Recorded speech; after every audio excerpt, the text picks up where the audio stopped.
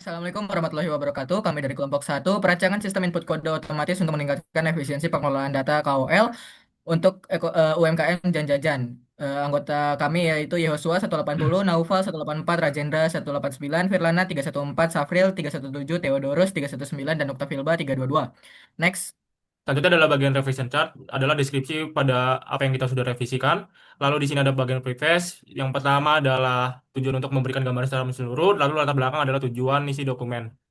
Di sini ada tabel konten, kita lanjut ke bagian scope.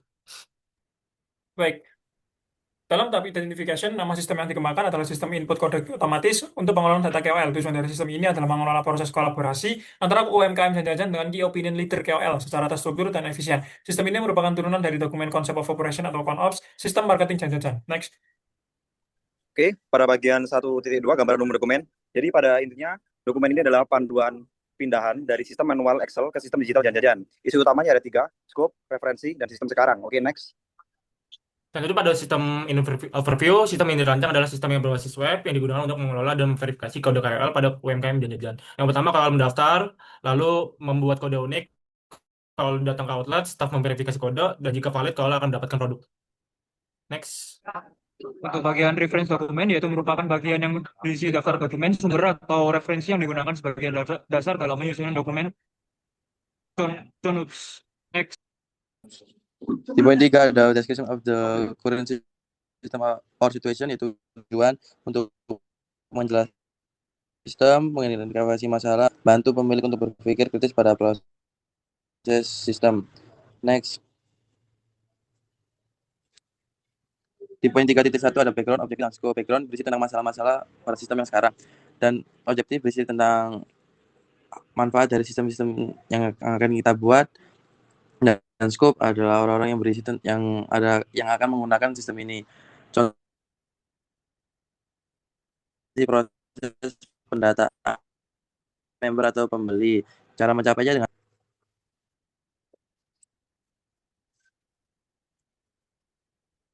di poin 3.2 ada operation. Ya, di bagian 3.2 ada operational policies and constraint. Di bagian ini kita bakal bahas ada si kode unik dan kode itu diverifikasi oleh staff saat di outlet. Tapi kita juga punya keterbatasan seperti harus pakai internet, jumlah staff terbatas, dan sistem hanya bisa dipakai di outlet. Jadi sistem ini yang kita buat harus simpel, cepat, dan mudah digunakan. Bukan cuma canggih, tapi juga sesuai kondisi di lapangan. Next. Baik, di sini saya akan menjelaskan 3.3 yang berisi alur dari sistem tersebut.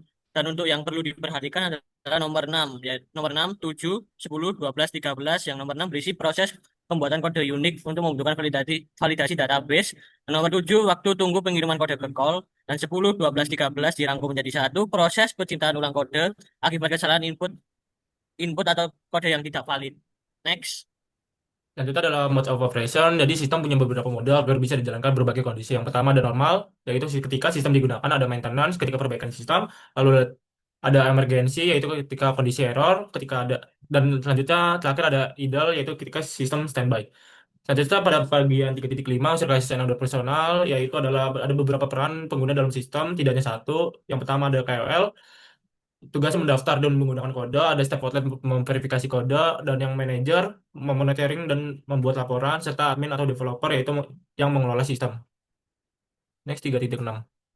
Baik, dalam support environment dalam sistem pencatatan kolaborasi KOL di UMKM dan jajan masih menggunakan sistem Google Translate, Google Spreadsheet. Alasan menggunakan Google Spreadsheet adalah agar memudahkan tim lapangan untuk memverifikasi KOL yang datang menggunakan kode yang digunakan dan membantu pelacakan oleh tim marketing. Untuk perangkat keras yang digunakan adalah laptop untuk perancang template dan ponsel yang digunakan tim lapangan berbasis data KOL. Baik, selanjutnya di bagian 4.1 yaitu justification for change. Kenapa sistem ini perlu dibuat? Karena kebutuhan sudah berubah. Jumlah KOL makin banyak, jadi cara manual pakai spreadsheet sudah tidak efektif. Sistem lama juga punya banyak masalah seperti rawan salah input, data berantakan, dan sulit dipantau. Makanya kita butuh sistem baru untuk membuat proses lebih efisien, otomatis, dan data lebih akurat. Next, 4.2, description of desired change. Nah, di bagian ini kita akan ngebahas perubahan yang kita inginkan. Dari fitur, kita tambah sistem pendaftaran online, kode otomatis, dan verifikasi digital. Sementara yang manual kita hilangkan. Dari proses, semua jadi otomatis dan real time. Dari tampilan, kita buat web yang simple dan mudah dipakai. Dari operasional, workflow jadi lebih rapi dan terstruktur. Intinya, sistem baru ini membuat kerja jadi lebih cepat, mudah, dan minim kesalahan. Next, 4. Oke, baik. Pada 4.3, langsung pada poin-poinnya saja.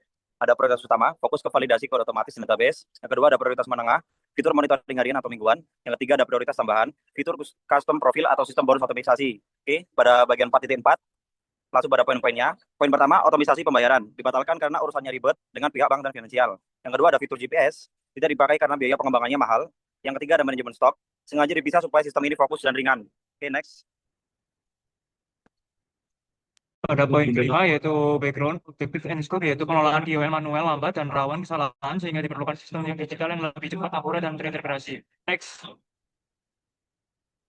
Oke, ini merupakan poin-poinnya. Next. 5.2. Apa? Untuk 5.2 yaitu operational policy and conference yaitu KOL mendaftar via form digital dan mendapatkan kode unik verifikasi oleh staff. Aktivitas tercatat untuk monitoring. Sistem hanya staff manager tergantung internet digunakan saat operasional dan fokus pada data KOL saja. Next. Di poin 5.3 ada description of the proposed system, yaitu berisi tentang sistem ini merupakan sistem input verifikasi kode call berbasis digital yang dirancang untuk membantu UMKM jajan. Fitur utama dalam sistem ini meliputi pembuatan dan pengelolaan kode call. Dan next ada 5.4 mode of operation yang bagian ini berisi tentang dari awal penggunaan sistem hingga selesai menggunakan sistem, dari admin atau pihak manajemen membuat dan menetapkan kode unik untuk masing-masing call hingga proses verifikasi pada staff. Next. Baik, di sini saya akan bahas dengan 5.5 user, cost, and order personnel yang berfungsi menjelaskan terdapat 3 pengguna utama yaitu manajer, admin staff, dan call. Manajer yang bertugas memonitor dan mengevaluasi sistem, admin yang menjalankan operasional seperti verifikasi data, dan KOL sebagai pengguna eksternal melakukan pendaftaran serta penggunaan kode. Dan untuk menjelaskan interaksi antar pengguna meliputi proses pendaftaran, verifikasi, hingga pelaporan. Dan itu juga ada pihak lain seperti pemilik usaha dan stakeholder yang memanfaatkan hasil dari sistem. Dan sekarang saya akan menjelaskan 5.6 yang support environment. Sistem ini didukung oleh fasilitas seperti outlet, internet, serta perangkat seperti smartphone dan komputer. Software pendukung meliputi sistem operasi database dan web browser. Untuk menjaga kinerja sistem, dilakukan maintenance secara berkala seperti update, perbaikan bug, dan backup data. Next. Baik, untuk operasi dan skenario, pihak marketing jajan mengundang form undangan kolaborasi KOL. Ketika ada seseorang yang tertarik untuk bekerja sama, maka orang tersebut akan mengisi Google Form dengan pertanyaan untuk mengukur kriteria tertentu. Setelah KOL mengirim Google Form, KOL yang terseleksi oleh pihak marketing dan jajan akan berdiskusi mengenai briefing konten, jadwal visit, dan lain-lain. Dan KOL otomatis mendapat kode untuk dilakukan verifikasi oleh tim lapangan dan jajan yang menjaga outlet. Jika kode valid, maka KOL akan mendapatkan produk gratis sebagai barter nilai dan proses pembuatan konten bisa dilaksanakan. Baik, sekian dari kelompok kami. Terima kasih. Wassalamualaikum warahmatullahi wabarakatuh.